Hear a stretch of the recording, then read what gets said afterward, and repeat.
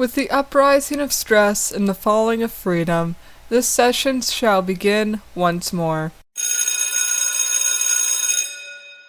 NaNoWriMo is coming up, which means that the stress of many writers is about to skyrocket.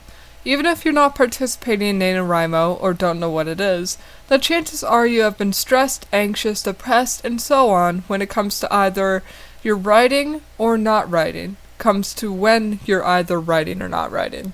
This episode isn't about NaNoWriMo, though the month can be a large source of the negative emotions a lot of writers feel.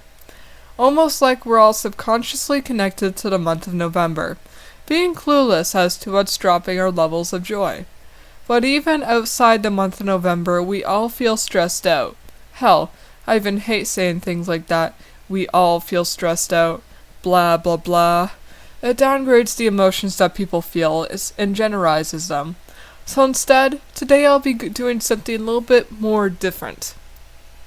Instead of saying we all, I'll instead be using a name.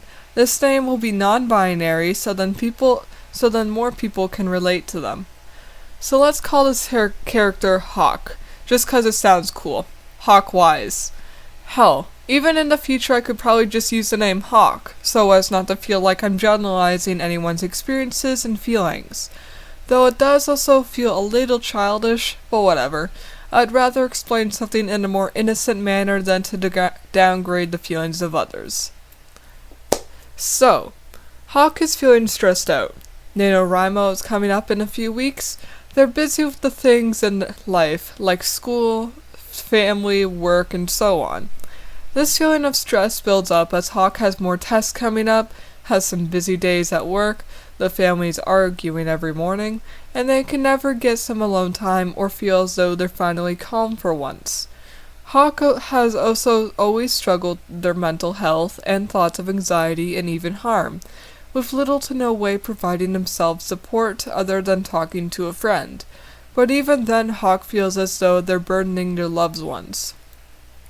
Doing things like reading and writing makes Hawk happy, but at the same time they're either too busy, too tired, or don't know what to write. This causes Hawk to go into a downward spiral of things continuing to get worse.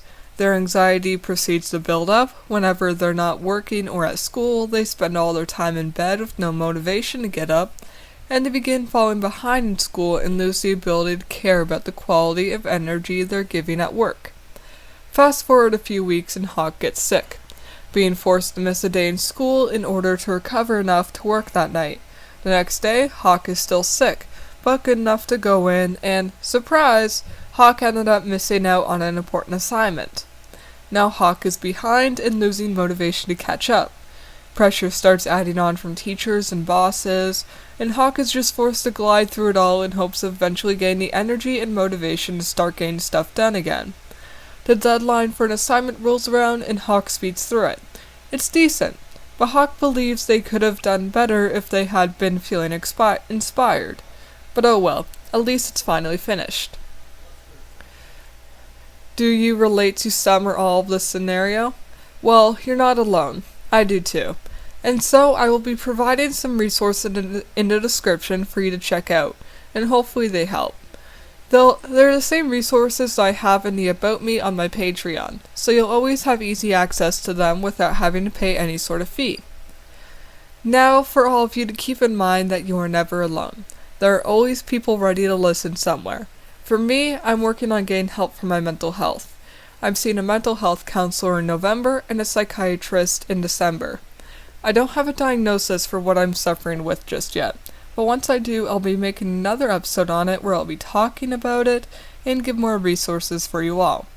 I've been struggling with my mental health all my life, and it gets worse every day. So it took me a long time to get the courage to make a doctor's appointment to get the help but I'm glad I did. I just need to survive a little bit longer until I get my diagnosis. By that point, I'll do whatever I can to get better and be happy again. But for now, I'm relying on my support, who is a friend of mine that I used to work with. He is absolutely amazing and always makes sure to reassure me that I'm not annoying him, and that he is there for me. I'm grateful for him since he is basically all I have at this point, and I look forward to the day where he'll get to see me happy for more than a day straight. That'll be all for this week's episode. I won't be shouting out my socials for the conclusion of this episode since it is such an important topic. So instead, I'll just remind you all that there will be mental health resources in the description of this episode that you can use. I hope you all have an absolutely amazing day, and let's bring this week's meeting to an end.